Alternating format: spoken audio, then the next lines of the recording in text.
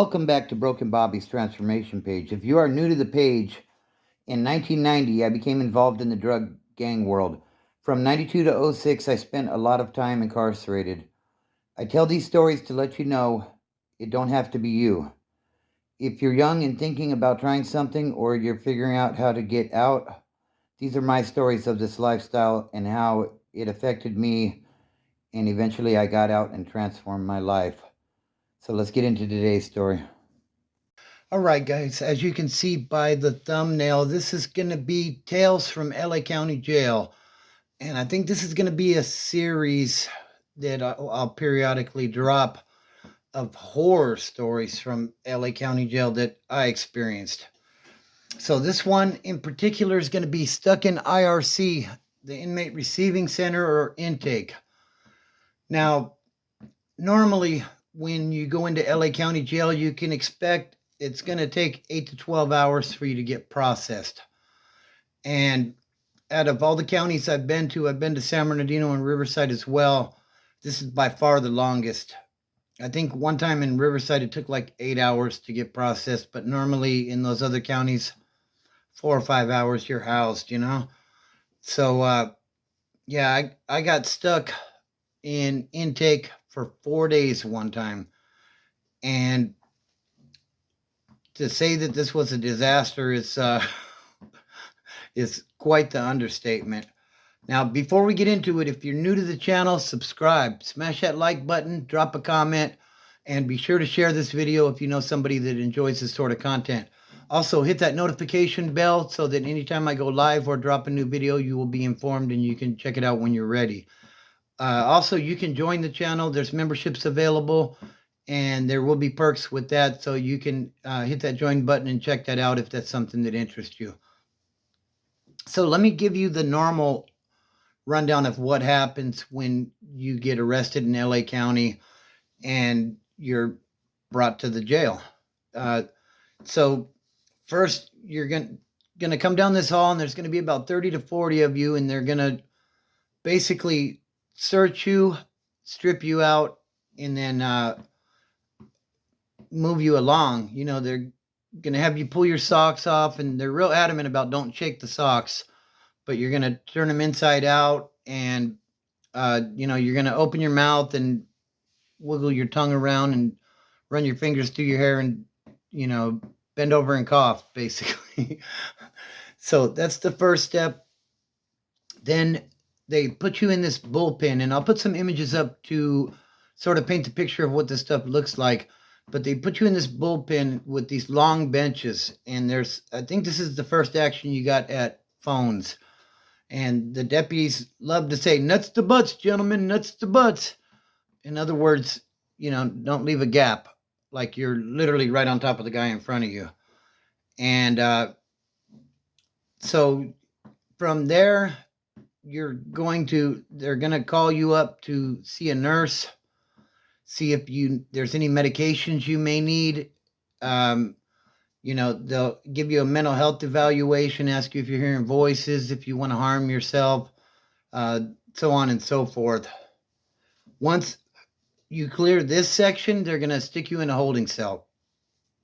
And it's going to be a small holding cell in a long corridor of holding cells. And they're going to pack the shit out of that thing.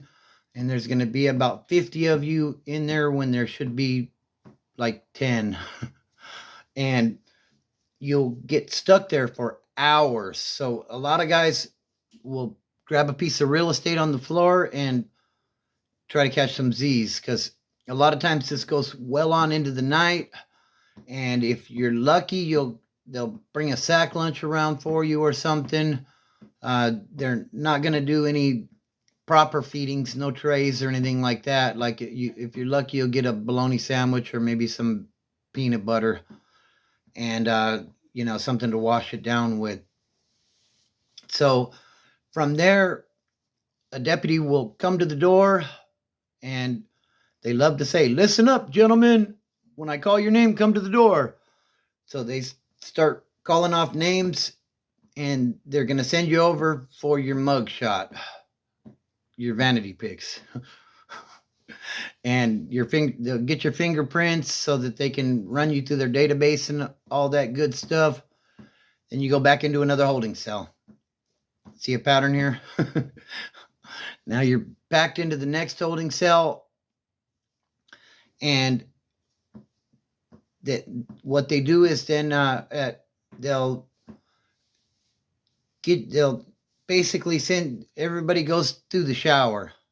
So they're gonna send a group of about 50 guys in there, and you're all gonna shower. And it's not like the politics of prison. You don't get to decide who you're gonna shower around. Whoever those guys are that they call, you're heading into the shower. And this is non-negotiable. I seen a J-Cat that didn't want to shower, and they gave him a little flashlight therapy. So, yeah, basically you're going to hit that shower, then you're going to get dressed out. So you're going to get your blues, or you're going to get your greens, or your blues and whites if you're prison module, whatever. If you're K11, you're going to get your yellows and blues, whatever you're classified as. That's you're going to get the corresponding gear to go with that. So then they're going to send you, I think it's called cell 44. It's like I think they showed that in colors. It's like a long, skinny cell with benches on the side, and they pack you into this place too. And then once again, they're going to hit you with the "listen up, gentlemen, listen up," and they start calling names.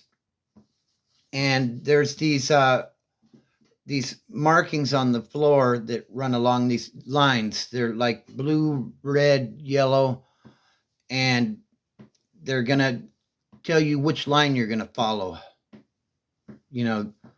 Bobby, blue line.